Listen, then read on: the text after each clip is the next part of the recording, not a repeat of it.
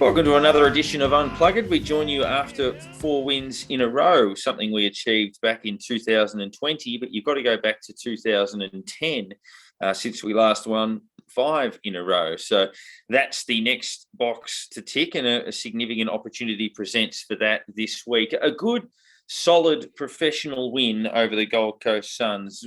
Wins that good sides produce without being outstanding. We seemed to have their measure from midway through the second quarter and looked the likely victor, even though there were some nervous moments in it. But a good, solid display of football against a team that has improved. And obviously we know full well how dangerous the Suns can be. We generally beat them by a kick. That they've proven that they're probably a side that's going to win 9 or 10 games and, be competitive most of the time they play. So it was a good box to tick. Obviously, we've got some big challenges to come. We play a Giants team with Toby Green back in the fold this week. They're playing for their season without a shadow of a doubt. They've got everything on the line. If they lose the game, you can probably put a line through them. So that's what we'll look forward to this weekend. And obviously we build into the middle stages of the season. But 13-9-87 to 9-7-61. Jack Higgins back into the side, kicks 5 goals. Max King, another positive display up forward. And our solid core midfield, which has been in really good form, all produced the type of football that they have over the last 3 to 4 weeks. Steele, Crouch, Ross, Gresham, Hill, etc., all doing a very nice job. So it was a satisfying victory, I thought, H, coming off obviously how dominant we'd been the week before. It's not always going to look like that, but I was pretty pleased with how it all went. It's nice to have a win against them that doesn't come down to the last kick of a game. That's a little bit more comfortable. It's only 4 goals, but it was a lot more comfortable than what we've been used to with late against them. So, and they're not an easy beat team either. They're far from an easy beat. They've only just come off beating Carlton, who that's their only loss. Yeah. So, they've got the wins on the board already. They go. I think would they have gone 3-2 if they beat us? I think. Yeah, it would have been 3-2 if they beat us. They lost to Melbourne by 10 points or something. Yeah. So they've got the results on the board already. They could be right up there amongst the top teams at the moment if a couple of things have gone their way. But it seems to be every win that we've had, we look back a week or 2 weeks or 3 weeks and go, hey, that win is so much better than what it was. I'm not 100% sure who Gold Coast have this week. I think it's Brisbane. So they go and knock off Brisbane now, and we go, hang on. How good was that win last week? It just seems to be rolling week by week going, how good was the Freo win? Now, how good was the Hawthorn win? How good? These wins that we're building up at the moment, you sort of think, these are better than what they are than what they feel on the day itself. So, we just roll into GWS this week. As we say, Toby Green back. Hopefully he's a little bit underdone. And, rack up the 5th that, as you say, hasn't happened for a long time. Yeah, I mean, the Collingwood loss looked ordinary at the time. It doesn't look quite as bad now. Still a poor loss, but not as, it looked horrific when it happens, whereas now it's probably not as damning as that. But obviously our form since does make us feel a little bit better about it. But Nick, as H was saying, it was pretty comfortable. It felt like from probably 20 minutes into the second quarter, it felt like we'd get them at some points, but obviously you're a bit nervous until it does happen. Yeah, you're right. Both of you have kind of alluded to it. It was a workmanlike win. It wasn't a fantastic game. It wasn't a brilliant performance, but it was kind of methodical. They did what they had to do to win, and they kind of won all the major metrics. The clearances, nearly double the clearances, double the center clearances. Stoppages really dominated. Won the tackle count, 1%ers, all that sort of stuff. And so you compare that to this time last year, when we were coming off the back of consecutive thumpings and some horrific performances, especially in that effort category. It's a really important step for us to have taken. And then you add that to a really recognizable increase in things like disposal efficiency and efficiency in front of goal. We're kicking straight for the first time in years. That we're kicking more goals and points every week, and these sorts of things. There might only be little steps up individually, but as a whole, as a group, it makes such a huge difference, and it makes you think that no matter who we're playing, no matter what day or night, no matter where we're playing, these things make us competitive at the very least every game if we turn up and do these things. And so far we've done them, 5 weeks in a row. And it is a shame that we don't have that kind of perfect record after round one. That I think we all agree that's a game that ultimately we should have won, and let it slip. And that's disappointing. But round one is an interesting beast, as we all know, and strange things happen. But everything is trending positively for us, despite the fact that we've won 4 in a row. But all those things that we complained about and that we were concerned about last year in terms of how clean our disposal was, in the front half, all those effort metrics that we were really concerned about, especially in the first half of last year. All those things seem to have been cleaned up, and it didn't matter that Rats was offline this week. Brendan Lade kept the interim coach win streak going for the season, which I know we were a bit concerned about. That would have been so St Kilda for that streak to be gone this week. But it almost doesn't matter who's out there. It doesn't matter who's coaching. But all those things seem to be lined up week after week at the moment, which is great to see. Yeah, and it sounds harsh on individuals. It's not intended to be, but you look at areas where you feel more solid and where you feel a little bit better. So obviously last year, if we lost one of our ruckmen, someone like Paul Hunter or Sean McKernan would play, and with all due respect to them, now it's guys like Jack Hayes who look so comfortable at the level.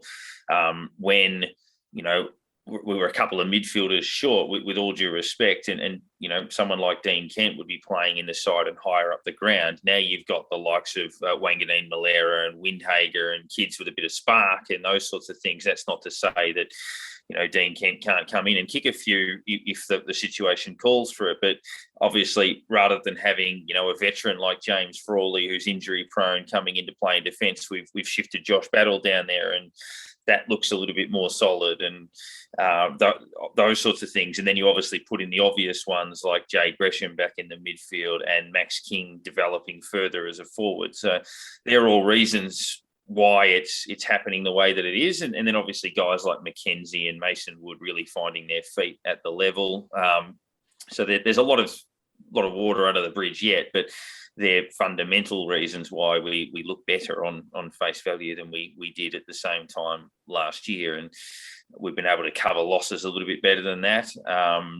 We'll talk about where we sit sort of fitness-wise very shortly, but every now and then a random thought comes into my head for a segment idea, and one is sort of what got you off your seat. And I only asked that question because there's been a few moments this year that have, to me, probably the biggest moment for the year that had got me off my seat prior to this round was when Mason Wood kicked the goal against Richmond in the third quarter, because it felt like that was here we go for whatever reason. But that 90-second burst in the third quarter on Saturday was about as excited as I've got when we broke off half back and went coast to coast, and then straight after that kicked the goal to Max King off the ground. As much as the game might not be one that we'd plug into the time capsule, Nick, forever, that 90 seconds was about as pumped as I've been for a while. Yeah, it's interesting because there was a couple of moments, and again, they weren't the breathtaking football type moments, but looking at a kid like Wanganeen Malera and what he does with the ball in hand kind of gets you really excited. And there were a couple of moments, he spotted up Ben Patton in the middle of the ground off half back and hit him lace out. And then there was the one to Mason Wood in the third quarter, I think it was, where he kind of drilled it, and it just carried that extra 2 or 3 meters that most kicks, they would kind of drop short, and it kind of just carried those extra couple of meters to be a perfectly timed, perfectly weighted ball for Wood. And he was then able to do that kind of 3-step around defenders and pop it up to Gresham, I think it was, in the pocket. It's moments like that. And you mentioned Windhager before, and Windhager hasn't set the world on fire, but he also hasn't done anything wrong. And there were a couple of moments where he kind of just walked through traffic that he kind of looked like he was finding his feet and he was getting more comfortable at the level.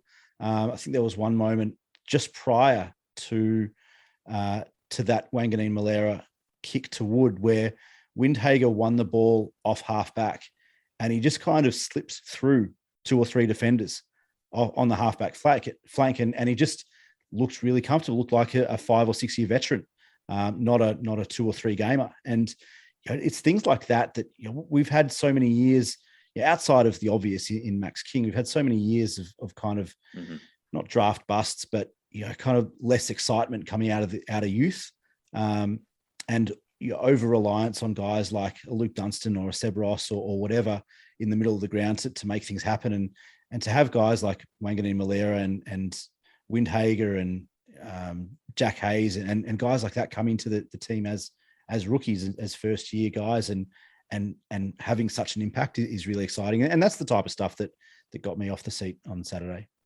Yeah, and it looks like we've got 2 to 3 guys that will play 150 games in the reserves that can't get a game, that are looking good. And it's been a while since we've been able to say that, with Owens and Max Heath probably as well. But H, it was that was a really nice passage of play. That the speed of Brad Hill, and I like the comment from Lee Montagna in commentary where he said, because I think the Gold Coast copped a reasonably nasty bounce that jagged straight to Brad Hill, and Lee Montagna said Saints fans know what bad bounces are like, and he was correct.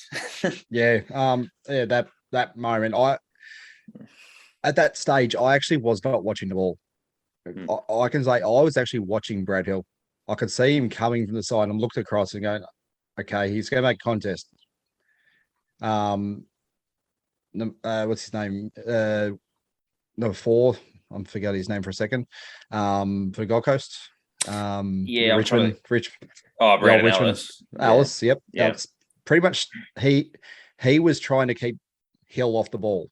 He was stepping in front of him, making the shepherd. So Hill's not only had to get around him, he's also had to judge this terrible bounce, and he has done both. He's stepped around Ellis, trying to make the shepherd.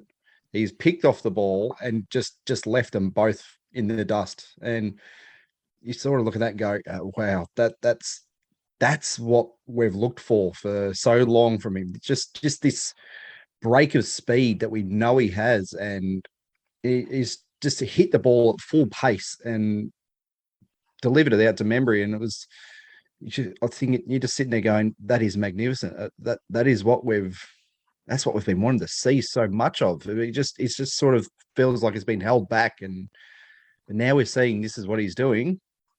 Let's just hope that's the sort of path that we continue to see him take, and the team use him playing that way. So it was just something you sort of, if we can get, I guess, that kind of service from him week in, week out, that'll start getting rid of those naysayers who basically were just everywhere at one stage when I believe we weren't using him properly. So it would be nice to lose that. How have you guys seen that change, either from a coaching perspective or a playing perspective for Brad Hill? And one of the things that I was concerned about, his 2 best games so far have been at Optus Stadium in Perth and at the MCG, and obviously bigger, wider grounds, a lot more space on the wings to have an impact and to work back, push forward, etc. All those things that we spoke 2 years ago about the importance of Brad Hill and what he could bring to our team. But he had a really good game again on Saturday at Marvel, where it's obviously a narrower ground. There's not as much space. Where do you see the difference in Bradley Hill's game now compared to this time last year? I think just putting him, H spoke about positional, just putting him into an offensive position. So when he gets the ball, he can hurt you. So obviously he's very creative off half back, and he's got the endurance to run down the wings all day. But getting him in a position where his pace and ball use will hurt sides if it's executed correctly, as it has been done against particularly Hawthorn and the Gold Coast, and obviously that Freo game earlier in the year. That's, I think, the missing ingredients. They basically switched him from creative quarterback type player to an offensive weapon, and that's been a massive tick. I think he's been given a lot more freedom. That's one thing. There hasn't been it almost felt like he had to play I'll get like an attacking defensive role back in the back line. He's not Which playing makes as you a loose sometimes. yeah. Yeah. It doesn't make you like you've got that attacking defender in the forward line, but he was playing the attacking defender in the back line, and it was, but it sort of it felt like he was worried about, I guess, an opponent or that, and it didn't give him the freedom to run up the ground as much as he should be doing, and it almost feels like he's been told, make your player chase you. Don't worry about chasing your player. Be the player that the opposition are worried about more than you worrying about your opposition. So it's a case of it feels like he's got that freedom to now run the ground, use the space. That he finds space. If there's no space there, he manages to find it. So it's a case of, I think now that he's got that freedom, we hopefully are going to see the best of what he can actually bring to us. Freedom's a good word for it, because I feel like last year, in that kind of halfback type role, he might get 25 touches, but they were under pressure touches, where he was not able to utilize his speed or running power or whatever. Whereas now, he might get 15 or 18, but they're really high impact, high value touches, and able to really impact, either the play or the scoreboard. And it's something that we haven't really seen from him previously. And if that drafting of Wanganeen Malera has kind of provided the impetus, because he's been playing more kind of halfback wing type role and kind of allowing him some space and the ability to find the ball across halfback. But if that's kind of freed up Brad Hill to play that more offensive type half forward wing type role, then the Wanganeen Malera drafting looks even better than it already did. Yeah, and I must admit, with Wanganeen Malera, when we first drafted him, I was a little bit worried, thinking, outside player that's noted for good ball use. Maybe the pressure of the AFL might change that, and they might be, that might be a bit more speculative. But no, I'm satisfied already that's been a good selection. There's that concern that you might be a great ball user Correct. and that in your junior career, but then you don't get the ball. So yeah, exactly. That was the issue, that he might have got 13 possessions a game or something. And look, he's getting 15 to 20 already, and he's only played 4 games. And he's finding, just watching him on the weekend, he finds the ball. He gets to the position. He's not only, as we're saying, finding targets, but he's reading the play very well. There's a couple of times where you'd see him in one spot and you look over and he's got to the next spot as in no time. So it's been not only was his disposal touted, but now we're seeing that he reads the play very well, and put those two together and you've got yourself a very good player. Yeah, it's probably a good segue into votes, where we have a lot of the apologies coming in. Nick, if you wanted to sort of kick it off first, it feels like the last 3 to 4 weeks we've had maybe 9 or 10 options. Yeah, it feels like it's getting harder and harder each week. I mean, I think this week probably fairly straightforward. A couple of apologies. Brad Crouch, 27 touches and 10 clearances. Seb Ross was good again, 27 touches, 5 clearances and a goal. Jack Sinclair not in the votes this week. Might be the first time for me this year. 27 touches, 524 meters gained, and 6 score involvements. And Nazai Wanganeen Malera, nearly 500 meters gained off 15 disposals. I mean, what he was able to do with ball in hand was very, very good. And wanted to give a special mention to Rowan Marshall. I think we're all a bit concerned around how he was going to go. If he's carrying a bit of a niggle, his form's been down, coming up against probably a top 5 ruckman in the league in Jared Witts, but really kind of competed solidly and provided an outlet. 15 touches, 22 hitouts, clearances, tackles, marks, just did everything kind of required of him. But I gave 1 vote to the skipper, Jack Steele, 27 touches, 6 tackles, 5 clearances, at 90% disposal efficiency. I thought he was very, very good again. And it looks like he's adding a bit more of an offensive string to his bow. We know that he can do that. But outside of the pure, the tackles, the clearances, and that kind of contested beast that we've become accustomed to, he's finding more outside ball this season, and being able to kick it long, being able to deliver it into the forward line, which I think is really good to see. I gave 2 votes to Jade Gresham, the 100 gamer, 25 touches, 5 clearances, 4 tackles, 5 inside 50, 7 score involvements, 2 goals with 424 meters gained. It was almost the complete game from Jade Gresham. I thought he was very, very good, and just goes to show that X factor that we've been talking about for 2 years, and how important he is across the board, whether he's in the middle, in the clinches, or up forward, up front, making an impact on the scoreboard. He's just super important to what we want to do, and how Brett Ratton or Brendan Lade in this case wants to play the game. Just super important. And the obvious one, Jack Higgins, 3 votes, 16 touches, 7 marks, 5 goals with 3 points as well. I think he plays above his size. He kind of plays a bit like a medium tall, or if not a key tall, with the way that he kind of leads to the ball. He's got very strong hands as well. He marks the ball really nicely, really strongly. And it feels like, I know he kicked the 3 points, but it feels like he's got his kicking boots back on, and he's playing really confident football at the moment. Yeah, 100%. And I was probably similar. I gave apologies to both ruckmen, Rowan Marshall, but also Jack Hayes. I thought he did his job very nicely for the group around the ground, and obviously went forward and kicked one as well. I actually gave an apology to Jack Steele. He was terrific. Seb Ross is in great form. He's played 4 or 5 good games in a row. Brad Crouch as well. Josh Battle and Ben Long as well. I thought both of them were very good. But I gave 1 vote to Jade Gresham, 25 possessions and 2 goals, played a really important role. Both the goals he kicked through at key stages of the game. I gave 2 votes to Jack Sinclair, meters gained, ball use, he's elite. Both of those guys have graduated into that category. And yeah, Jack Higgins was the most influential player on the ground. I think for a small forward to kick 5 in a relatively low scoring game probably has to be BOG. And he's in good touch. Obviously, he missed a game with concussion, but he was playing very well in that game where he got hurt, and was obviously a star in the Freo game as well. But they were mine. H, how did you see it?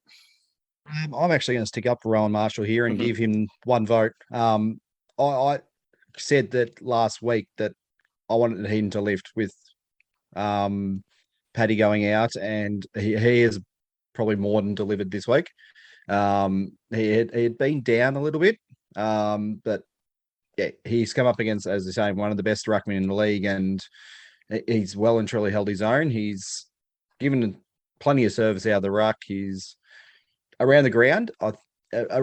He's actually beaten Wits when you look at basically their output for the day.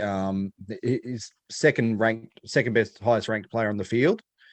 So I think what I said last week, with the top 5 players being out of the St Kilda Gold Coast games in those last 5 games, he was in the top 5. Well, he's got himself into second this week. So it's he has really stepped up, and hopefully he's got another week without Paddy, steps up again, and continues on. So I'm giving him that 1 vote just for the basically filling that void that big void that we have with Paddy out, because it was a big loss, and we didn't feel it as much as what we did last time from there. So given 2 to Jack Steele. I think it's weird to say, it's almost like that's his best game this year. He's been serviceable every single game. He's given a Jack Steele game every week, but this week just felt a little bit bigger than the other weeks we've seen so far. And as we've been saying, as long as we're not giving him too many votes, we know we're going okay. It's a good feeling. We continue on like that. That's our linchpin right there. He does what he does, and then everyone else around him lifts, and then we build off that.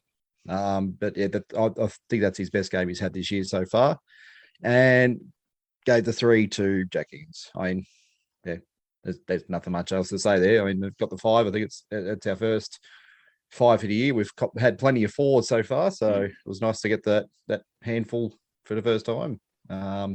He was switched on against Richmond, as I was saying. He looked so on that day. Got cut short, obviously, on the day, and he's come back and started exactly from where he left off there. The first Michelle for his career as well. The first fifer. Yep, his first 5 as well. Yep. Like it. We're going to do things a little bit differently and do that St Kilda a bit earlier, and there is a reason for that, which we'll reveal in a minute, because it stems from one of our very first That's So St Kilda. But there is an obvious one now. Which of the 3 of us would like to take the obvious one? I'll just hang it out there, and one of you can grab it if you want. Am I going to say, is that Toby Green coming back this week? It would be. The Toby Green, the AFL seemed to manage to suspend him just for enough time for him to come back and play against us in Canberra. It's with them fighting for survival. Yeah. Yep. So everything just lines up. I'm sure we'll get. I think Freo got 42 free kicks the other weekend. Let's see how they go. It's hopefully we'll keep him quiet. That's the first thing. You shut him down, you almost shut half their team down, it feels like sometimes when he plays. So get him out of the game to start with, and that you're halfway there to winning almost. Yeah, they're not beating us if he doesn't kick a few, I wouldn't have thought. Nick, where did you want to go? Well, I'll leave the segue to our next segment to you, Parko. But the obvious one for me, obviously, as we found out late today, is Zach Jones. Obviously, kind of has worked his way back from his mental health and well-being absence post pre-round 1. Obviously played a very solid game in the 2s for Sandy on the weekend. It was one of the best on the field and was primed for selection. And then we find out this afternoon that he's in the health and safety protocols with big Tom Campbell as well. So he's going to miss this week. Oh, come on! Not going to get that continuity in games as well. It means he's going to miss for the 2s as well. He's not going to play at all, which is a shame because he probably just needs miles in the legs, and that's a real shame, and that is just so St Kilda. Yeah, I called that Sandy game, and he had 28. He had 18 in the first half. Mitch Owens had 26. He was excellent. Bytel 25, a goal and probably 9 clearances. He was very good. Max Heath was the standout. 16 possessions, 7 marks, 7 clearances, 3 goals, 28 hitouts, 5 inside 50s or something like that. He was outstanding. And just keeps getting better. No rush to obviously pick him, but he'll just keep developing. He's only a teenager. But yeah, I wasn't on the back. Zach Jones played really well, but I was thinking in my head, would they give him 2? Would they bring him straight back in? I wasn't convinced they'd immediately pick him against GWS, but it is a setback because, you'd rather him play continuous football and be right to go either for Port Adelaide or the week after. Now we'll see what they do, whether, another week of heavy training, even if he doesn't play, might be enough to get him in. But yeah, there are a few. Obviously, we had the stat come through on Twitter the other day that in the last 6 years, 20 teams, I think it was from Brad, 20 teams have gone 4-1 and 19 of them have made the 8, and we were the only ones that didn't in 2019. Actually ended up missing it by a mile, but that's a very St Kilda stat. The stat that Swamp tweeted about Rising Star nominees, 59 against St Kilda in the last however many years, which is at least 10 more than any other side in the comp. When those kids play breakout games, that's so St Kilda. But of course, Jake Bowey yet to lose a game in his AFL career. That includes a premiership. He is a star. It looks like he's going to be a star for a very, very long time. And his father played not 100 games, but 85 games for St Kilda. And that is so St Kilda. And our next guest is Brett Bowey.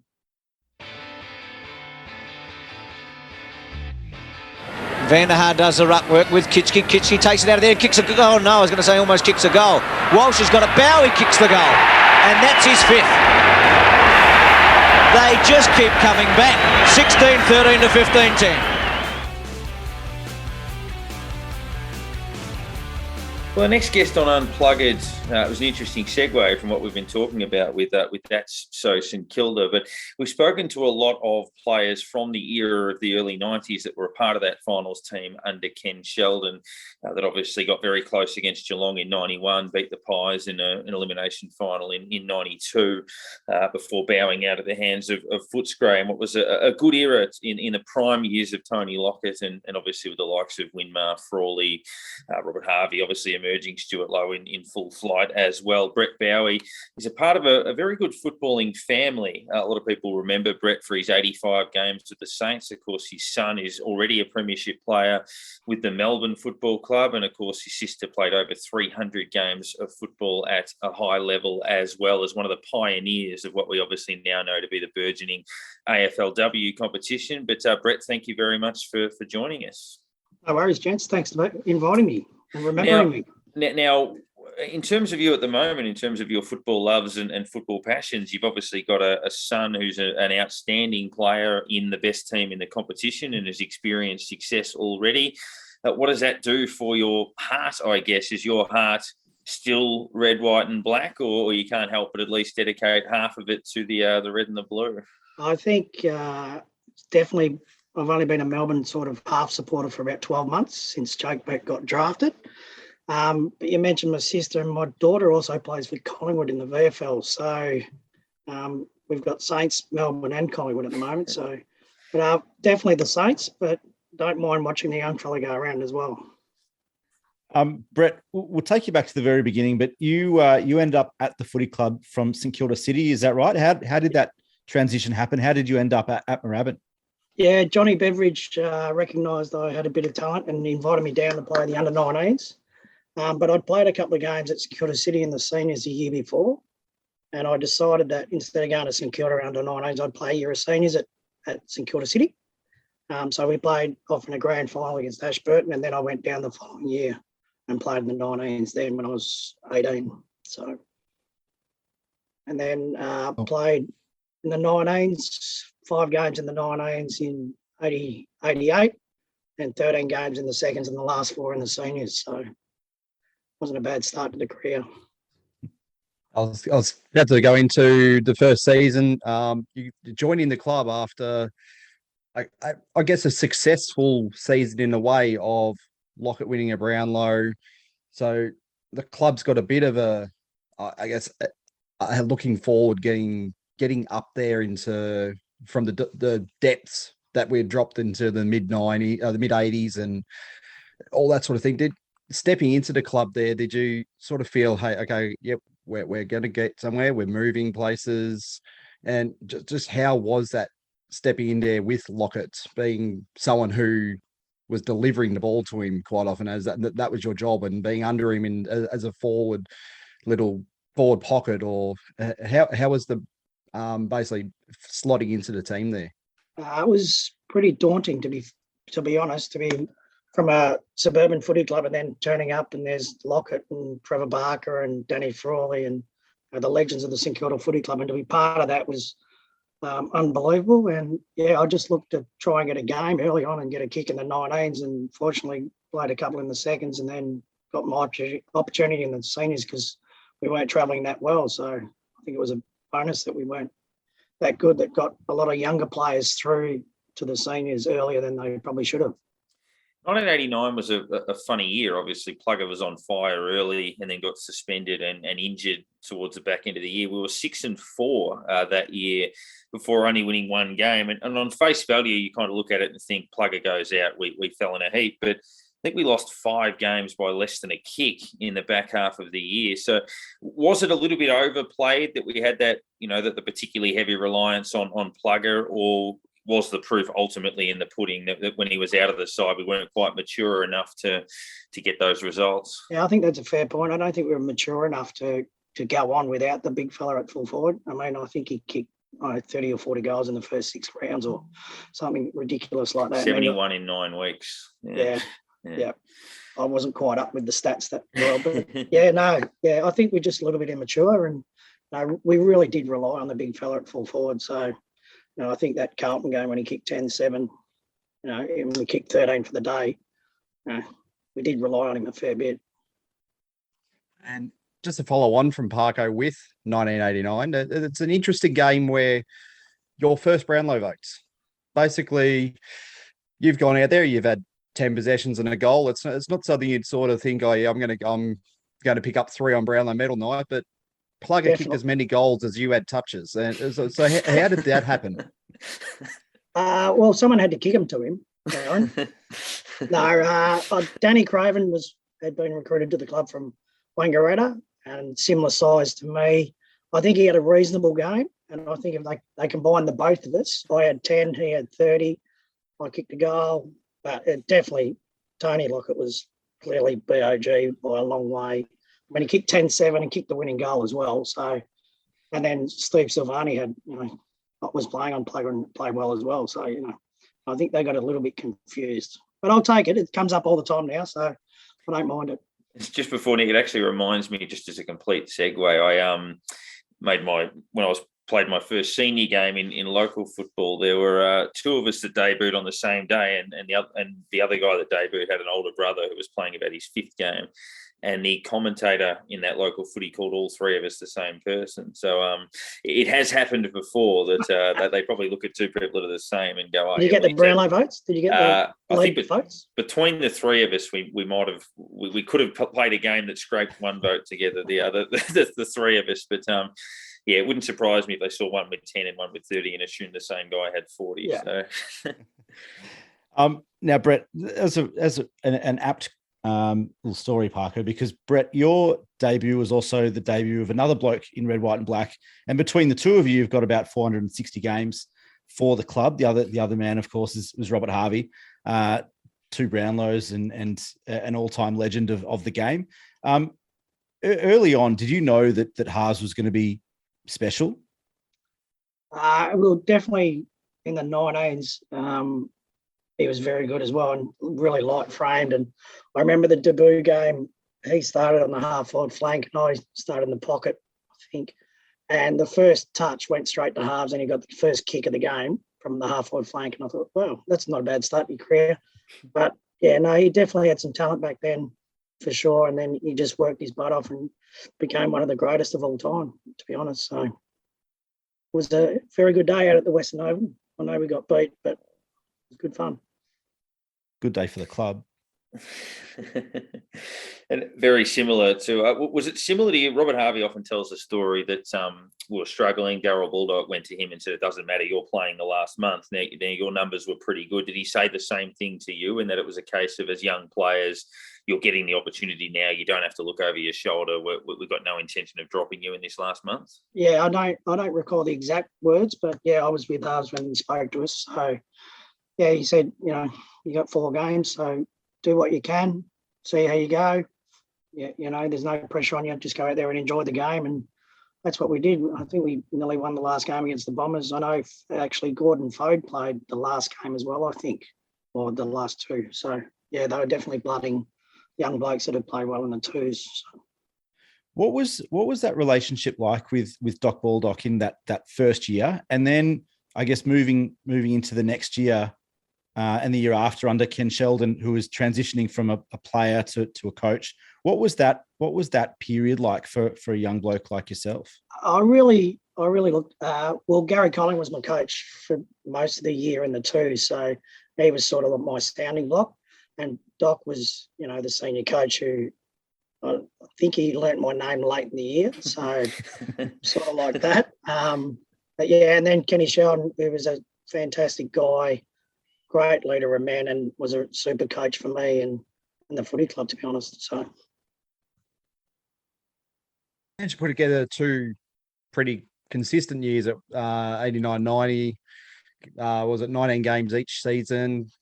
Reasonable output possession-wise. So you're really finding position in the team. 91, sort of, I'm trying to get my memory of the old videos the club used to release back in the day about the season reviews and that. 91 wasn't one of my better years, that's for sure. Yeah, was there an injury there, or was that? Yeah, I had a slight groin maybe, or had a couple of ankle injuries and held me back.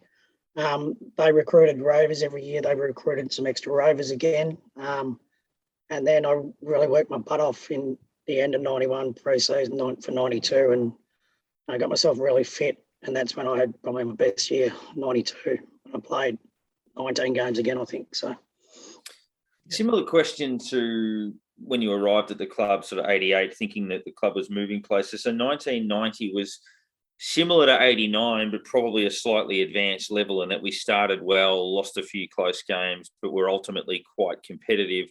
Could have conceivably won our first 6 or 7 that year. Did you start to see in 1990 that maturity was coming, and that the side that would ultimately play finals in 1991, you could tell that was on the horizon? Yeah, I think most of the blokes that had played 30 or 40 games were getting up there, like the Lows and I think Russell Morris was at the club in 90. So yeah, some more senior players joined the club. A few blokes from Carlton as well, I think was in that year or the year before, and really started to gel as a team. And yeah, and then it sort of snowballed into 91. What was it like?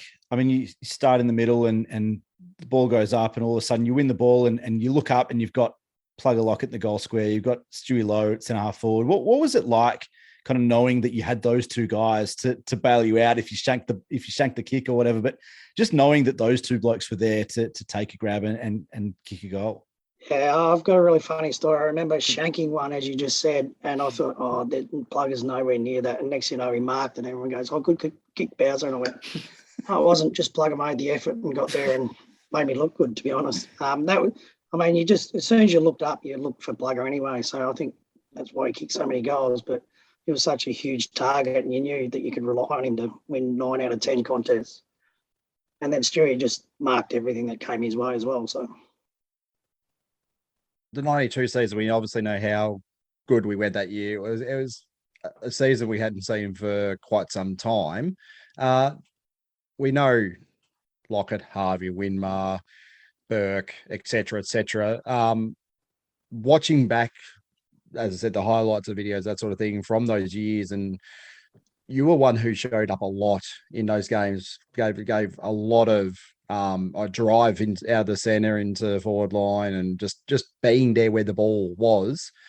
But is there anyone else you sort of look back and go, hey, that there is someone who really gave us a good bit of, I guess, really did their job well, and just some of the lesser likes that weren't really given the credit they probably deserved? Yeah, Timmy Pekin comes to mind. He was a ripper player and a ripper bloke. Sean Ralph Smith had a good year that year as well. Russell Morris, I know, played that half-back role really well. Probably started that role for the rest of the other clubs now. We used him a lot out of half-back, and he'd get loose and kick it long sort of thing. So, no, Timmy Pekin and Shawnee Ralph Smith, they were definitely under the radar, if you like. 24 possessions and a goal a game was your average that season, nearly 500 touches. Obviously, you came in round 4 and was a mainstay for the season. For you personally, you obviously had a career high 39 against Hawthorn. You had upwards of 30 possessions 4 times that season. What was it for you that did click? You mentioned that hard work at the end of 91, but you were a genuine star, and I think Adrian Fletcher was probably another one. I think who only played for us. I think he only played for us that year as well. But we had a lot of guys like you and Dale Kickett and these sorts of players that really shone through. Yeah, I'll just go back to that pre-season work rate where I just, worked hard all year, all pre-season. Got my opportunity round 4, starting the 2s in the start of the year, and wasn't happy about that. So I just buckled down, got around with the footy was more, as you fitter, you can get there more often.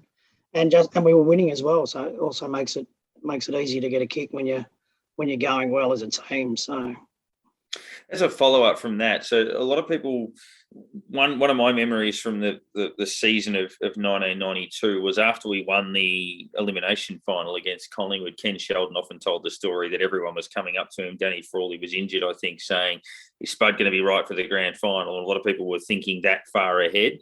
Did you notice that at all? From obviously we had a bad day in that semi-final, but was that just simply a case that Footscray had our measure that year, beating us 3 times, or did maybe some of that first finals win in 20 years play a part? I don't think it had any part to do with it, to be honest. We were ready to go. We just had some, like Spud was out. I don't know, did David Grant play that in that one against the Bulldogs. I think we lost a couple against Collingwood, and that really hurt, really upset our back line. And with Spud out, I think Dougie Hawkins, I think, went berserk early, didn't he? In that final Yeah, against the he Bulldogs. kicked 4. Chris Grant kicked 5. Yeah. And I think Nicky Winmar got injured in the game that final against Footscray. It was just one of those ones where they jumped us, and then I think we were coming back pretty strong, but they just got too far ahead of us early in the game. So correct. I haven't watched that game, to be honest. You're spot on, though. We kicked 9 goals in the last quarter of that game. Yeah, we were coming home, but yeah, they got away from us early. So just off the back of that, obviously, we touched on the fact that 91 wasn't a great year for you, whereas for the club, it's the first finals appearance in Donkey's years. 92, obviously that first win, first finals win forever. What was the feeling like around the club? It must have been a pretty incredible feeling, atmosphere, environment, having Moorabbin pumping like that and heading into a second final series. Yeah, the place was buzzing, that's for sure. And we all were too, like having the first win for the club. We know how much it meant to us as well as the supporters. So we were up and about and ready to go again. Unfortunately, as I said earlier, we had some issues and couldn't get over the line against the Bulldogs. But that side should have won the flag. We beat Hawthorn by 10. We beat West Coast by 10 during the year at Waverley. And just unfortunately, a few things went against us, as what happens to the Saints every year, just about. That's so. So when you joined the club, obviously we weren't travelling great, but then that 92 era, we're playing really well. How's the contrast of Moorabbin is between the down in the bottom or getting towards the top, playing finals? Did it actually change much, or were they just as feral as what they were at any stage? You're talking about the supporters or the players? Supporters, yeah. Oh, the players too, I guess. Too. Nah, the supporters were always great. We knew we were playing at Moorabbin when the animal cage was going off. And the roar that the crowd made at Moorabbin when Plugger took a mark was just, you'll never forget those days. So, no, we were up and about and ready to go. So, the Victoria Park game in early '93. Folklore for St Kilda, and we remember McAdam kicking 5 and the Winmar incident and Plugger not playing, but you were one of the best on ground that day, 25 touches and a couple of goals. Can you, I guess, memories of the day, were you aware of, obviously the win at Victoria Park was huge, but were you aware after the game of what had just taken place, or did that only settle in the coming days when it got a bit of news attention? Yeah, it more settled in during the week when, the photo came out of Nicky and stuff like that. It was a very good day because we were up against it. We had no Lockett and we just played one of those days. Nicky was unbelievable. Gilbert McAdam, I don't think I've seen a better game from a bloke. That 5 goals in the first half just dominated. So that was a good day for sure. What happened after 93, Brett, and towards the end of 93? Obviously, Ken Sheldon was moved on. Stan Alls came in at the start of 94. I think you only played half a year or so, 10 games or something in 94. And then all of a sudden it was over. Yeah, it was a surprise to me, actually. I had a groin over pre-season, so that didn't help me with training and getting myself right. And then at the end of 93, there was 3 blokes that came to the footy club that were pretty handy players: Tony Brown, Ozzie Jones, and Joel Smith, all played around the same position as me. And I was the oldest one probably in the group. So it was time to go.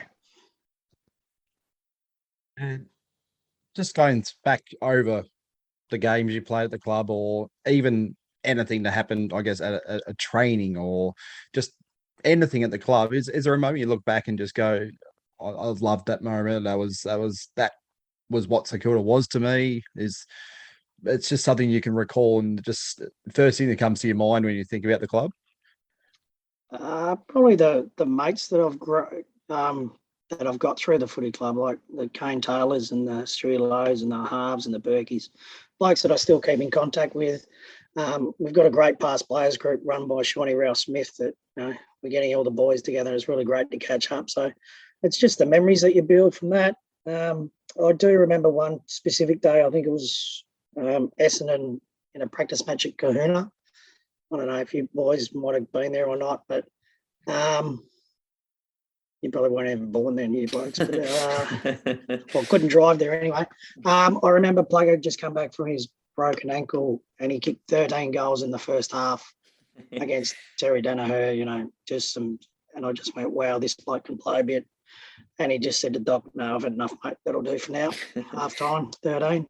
I just thought that was just surreal to see a bloke actually kick 13 goals and a half.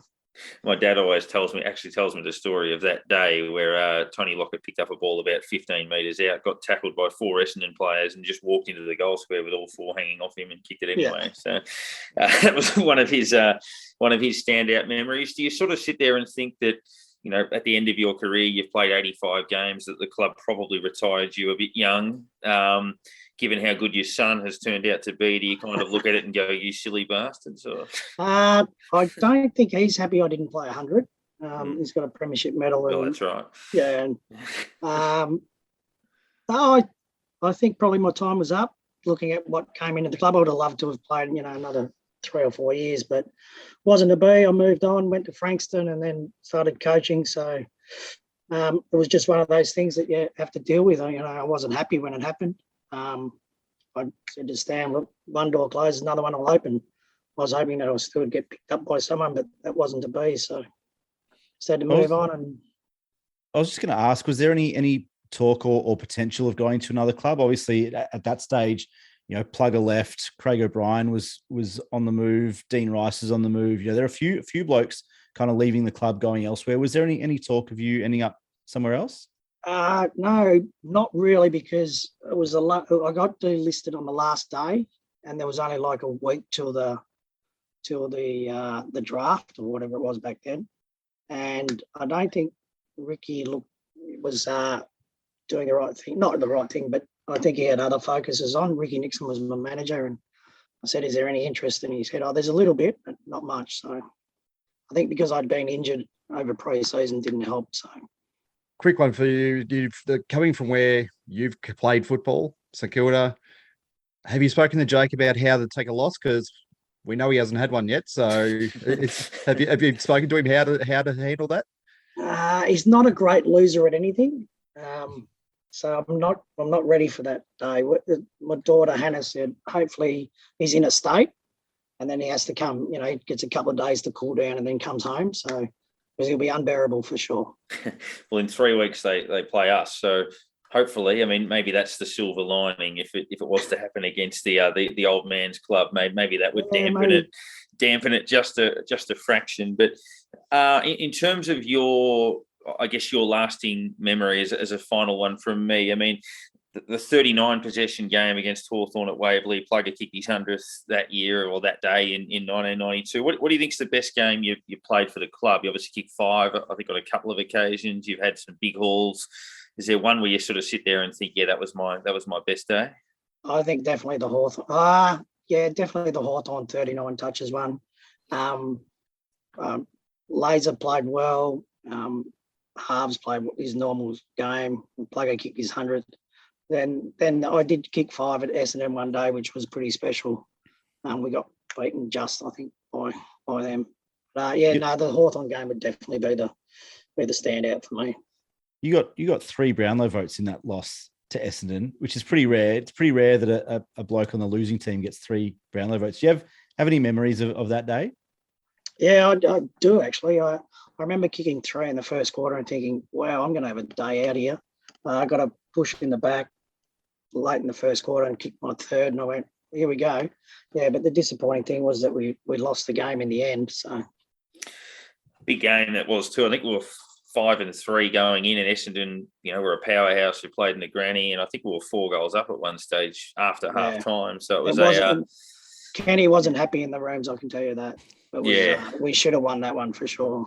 Which would have been a big result. But Brett, I guess in terms of your post-football life, as we let you go, obviously you mentioned playing for Frankston and sort of going on. What does sort of life entail these days for you personally in terms of, I guess, when you get out of bed each morning, what does the day look like? Yeah, I work for a termite company. We do termite pre-construction termite barriers called Green Zone termite barriers. We're a national company, and it's been on the market for about 5 years, this product that my mate Paul invented. So we're out there trying to sell that and get it into as many homes as we can. So it's just in Moorabbin as well, so it's not far from home. Oh, beautiful! It's good that it's nice and local. But thank you very much for joining us. Thanks for your contribution to the club. It was always great fun watching you run around. Obviously, we get to see the Bowey name continue on through football, and unfortunately not in our colours, but maybe one day. But thanks for joining us, and good luck going forward. Thanks, Darren. Thanks, Aaron. Thanks, Nick. Brett Bowey joining us there on Unplugged, and great to catch up with him. We look ahead to the Giants this week, and the curious one is Jimmy Webster and what we do on that front, because I think, Nick, you sort of predicted late last week when we knew that Jack Higgins going out of the side, that it would probably, so Jack Higgins coming back into the side, that it would probably be him going forward and Ben Long going back to cover Jimmy Webster. And Ben Long played very well, which creates a dilemma, obviously, as to what they do on that front.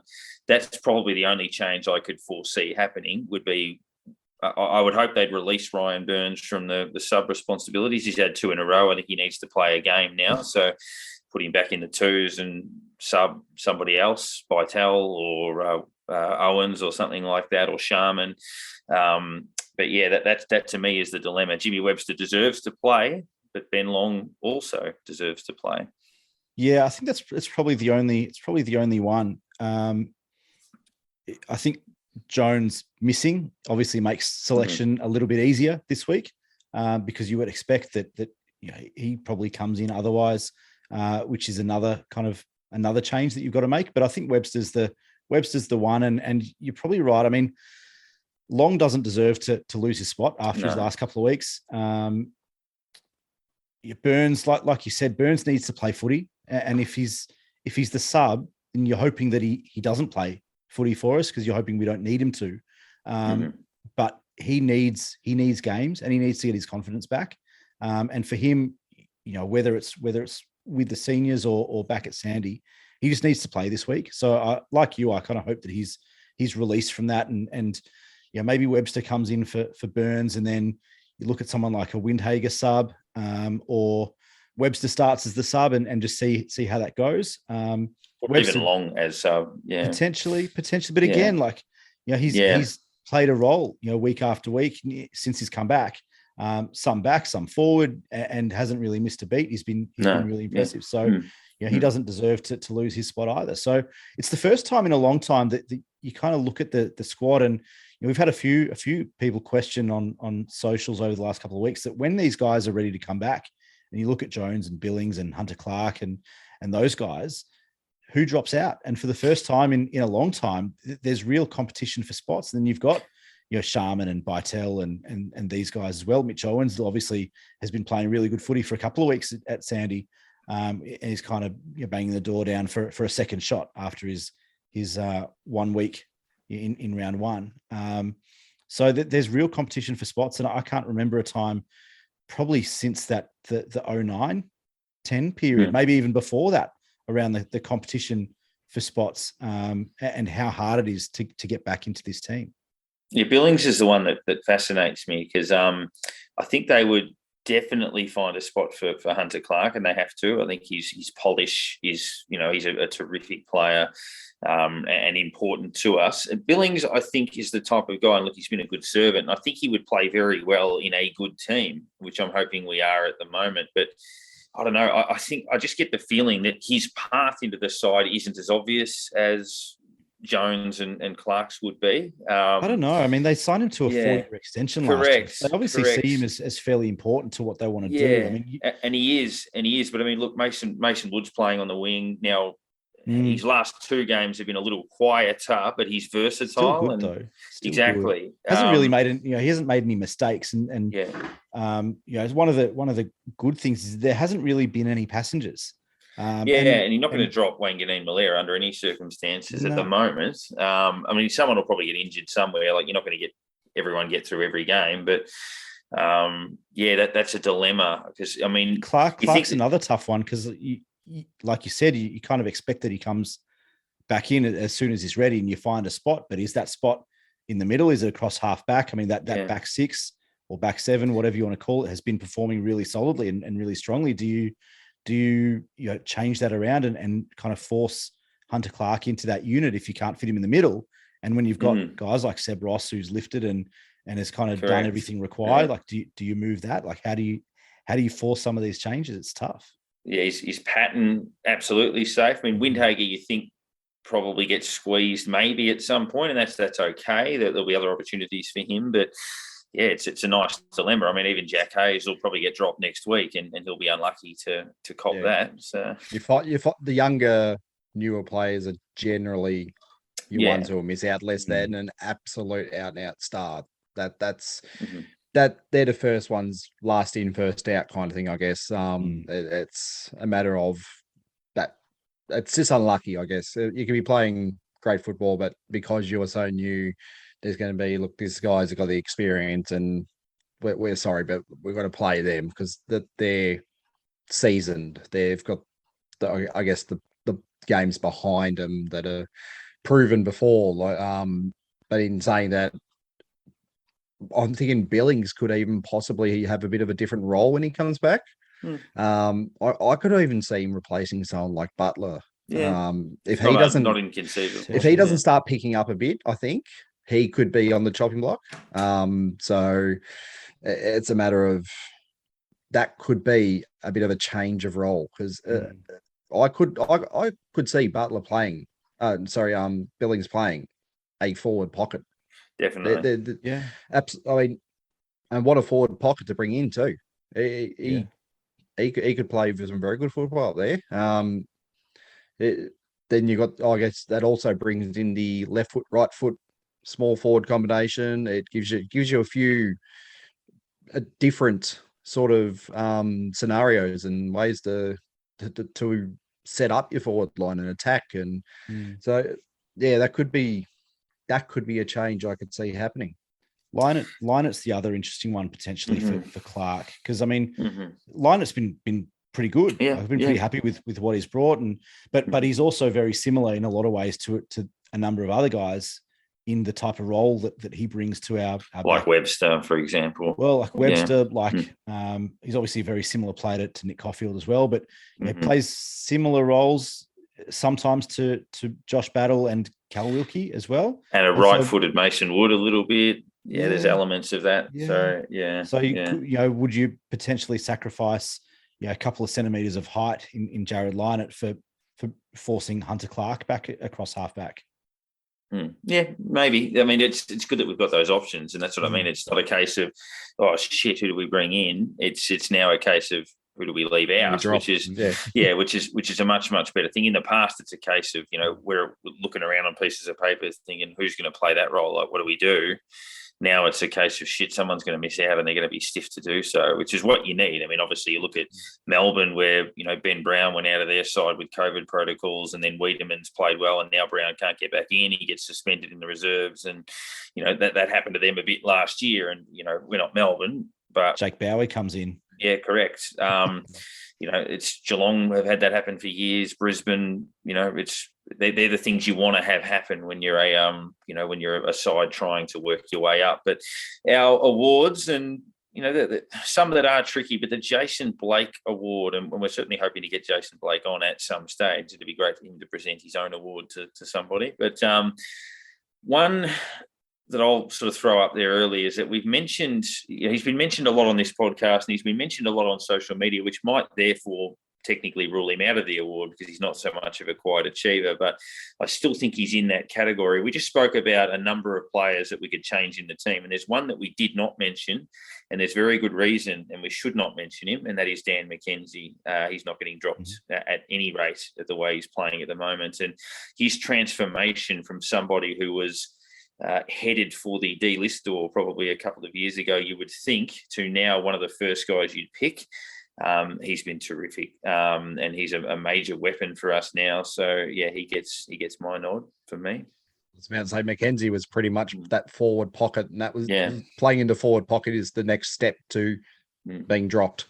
So well, especially as that defensive forward pocket as well, not even like an offensive forward pocket, but a defensive forward pocket. It's like he was pretty much one of those names you were finding on the piece of paper that hanging around the selection table you were just talking about a couple of minutes ago. He was the Rob Eddy, Mini McQualter type role. So it was a matter of he was just getting a game, and now he's almost one of the first magnets you put onto the board every week. That I think it surprised just about everyone where it came from. But geez, I'm loving it though. It's what he's giving us at the moment. It's fantastic. But yeah, I've got to throw in. I kind of stick to Backman, I guess, in this sort of thing. But I'm sticking with Jared Lynott. He's given us some great service. Yeah. For a bloke that was about to start teaching his school and gets a phone call saying come play footy, he's slotted in. He's slotted into this team fantastically. I've been impressed with his ball use. That's been one thing. I get very nervous with Dougal getting the ball. Yeah, absolutely. But I have not had the same worry with Lynott. I mean, it's been a couple of turnovers here and there, but every other time it's hit the target. He's providing some great use, great service down back. So he's almost that, as we said, I think the other week, that he's almost got that sort of Jason Blake about him kind of thing. So he's sort of not the most skillful player, but he manages to do some pretty good stuff with it. We're building an academic little back line. Obviously, Jared Lynott was a teacher. I think Cal Wilkie was an accountant. Starting to get some blue white collar type stuff happening down there. But Nick, I was about to say, and Dougal's a rocket scientist, I think. So there's got to be a space cadet in there somewhere. Surely, we've got a defender there that's not quite as clever as the others. But Nick, who's your shout? I mean, Dan McKenzie's the obvious one, and I think we've spoken about him a number of times, like you mentioned, Parko. But mine is Ben Long, and I kind of touched on him a little bit earlier.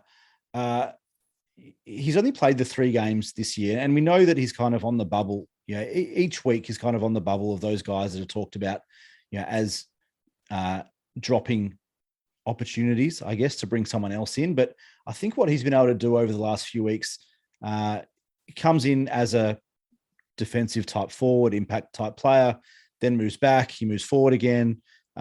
He's been a real kind of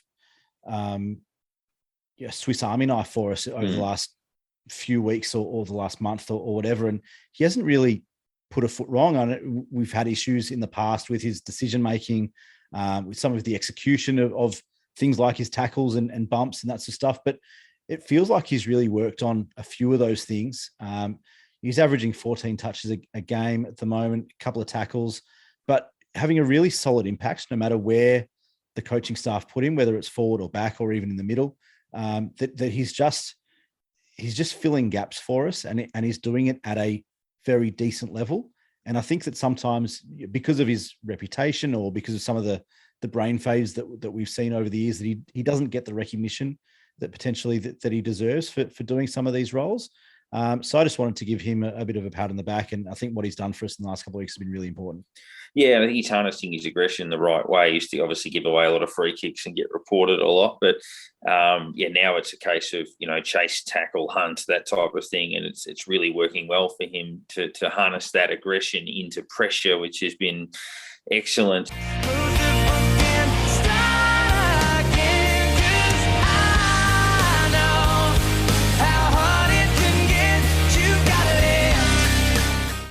The Shannon Knoll Award is still a tricky one. Obviously, it's harder to find these when you're winning games. But where have we been able to go, Nick? I'll stick with you. Is there one you've been able to find? Yeah, it's tough. You win 4 in a row. It's tough to find players to lift. And we mentioned Rowan Marshall last week, and we kind of, that was the reason. He'd been carrying some niggles and hadn't performed up to expectation, I guess. But had Paddy Ryder to give him a chop out, and then all of a sudden Paddy's gone, and you come up against Jared Witts, Rowan Marshall, you've got to lift. And H, like you said, you gave him a vote this week that he did that. He competed really strongly. It wasn't a game breaker like we've seen him do in other games in previous years, but he almost doesn't have to do that now. This week, I've gone with someone a little bit similar. I guess coming off a really serious injury last year, slotted straight back into the back six, has been rusty. I think everyone could agree that Ben Patton has been rusty to start the season. But we've mentioned Toby Green coming back into the Giants lineup this week. There's no better time for Ben Patton to get his skates on and lift and have a real impact and keep Toby Green quiet. And if we can keep Toby Green quiet, then we're a big shot at winning this game in Canberra. So Ben Patton is my Shannon Knoll nomination this week. H. And as I mentioned just before as well, with all these players coming back, I think Dan Butler needs to lift. He needs to show something. Otherwise, I think his position might be in a bit of danger, to be honest. If he wants to stay in that role that he's came into the club and just took off in to begin with, we haven't seen much of it. He's kicked a couple of goals this year, but you sort of forget he's out there at times. All of a sudden he'll just pop it and oh, there he is. I haven't seen him since the first quarter, or it just sort of goes missing. We know he's got that pressure. He still, I guess, pressures the ball when it's in our forward line a fair bit, but pressuring the ball and not doing much else, it's probably not going to keep your spot. So I think he needs to, if he comes out this week and kicks three, gives us great service up forward, keeps that forward pressure up, he can hold on to that. But if he doesn't, I guess, start giving us a bit more each week, it may be, it could be out before he knows it.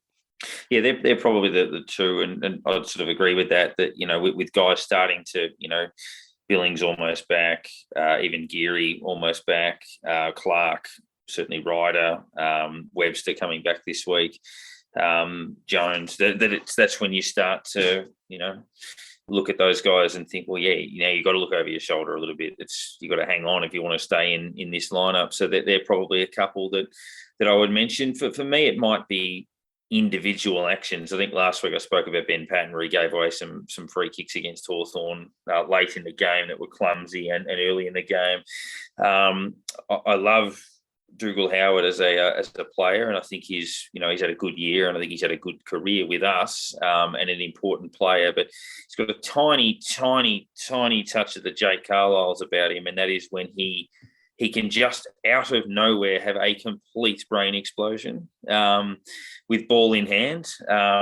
Hasn't cost us. It cost us a couple of times last year, but I know defenders have that reputation sometimes where they can go short inbound and stuff kicks up and things like that. But that'll be the one thing, and it's again sort of nitpicking because he's doing everything right. His spoiling's great. His contested marking's great, but just a tiny bit more care with ball in hand because when he turns it over, he seems to have like uber turnovers where he'll turn it over 20 metres out directly in front, that type of thing. So that'd probably be the one that if you want to sort of fine tune around the edges, Dukes, just be a little bit more careful with ball in hand. That would be nice coming out of the defensive end.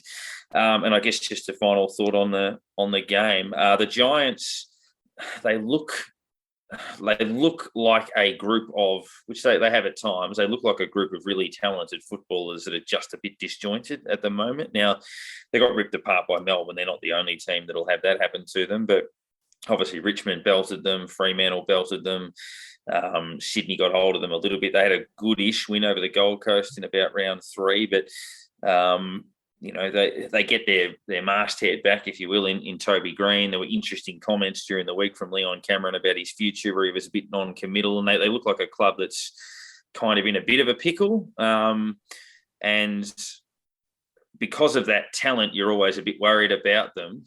But we should beat this team at the moment with all of those things factored in. Winning 5 games in a row is tough in the 2022 football world, given how even the competition is. But factoring in their talents, given where we're at and given where they're at, Toby Green or not, we should beat this team. Well, these are the I games. think that's the key words there. We should. They're the words that hurt quite often, to be honest. We should. So that's how I think I go into this game this week going, we should win this game. And that's where it's going to be disappointing if we don't, because there's no reason we shouldn't beat them. It's as simple as that. I mean, the only way it's going to happen is if we say we let Toby Green get off the chain, and he kicks 5 in his first game back, and you're thinking, well, we knew it was coming. We should have prepared for it and done something about it.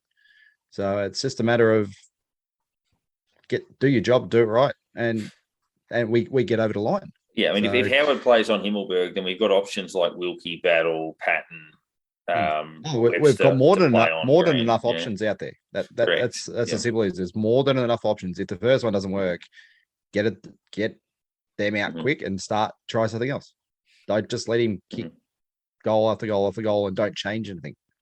So it's a matter of we know what's coming. We need to be prepared for it. These, you said it, Parker, and H, I think as well. These are the games that we need to be winning. Not we should be winning, and it should be the expectation. But for us to be legitimate, we need to be winning these games of football. We've beaten two teams that are currently in the 8 in Fremantle over there and Hawthorn at the G. But what we need to be doing is winning more of these games of the teams that were touted to be around us on the ladder, and that's the Richmonds, the Gold Coast, the GWS, etc. Hawthorn potentially was expected to be bottom 4, but we were kind of talked about in that 6 to 10 range, and these other teams, GWS, were in that group. We need to be winning these games to stay and continue the development of this list of this squad.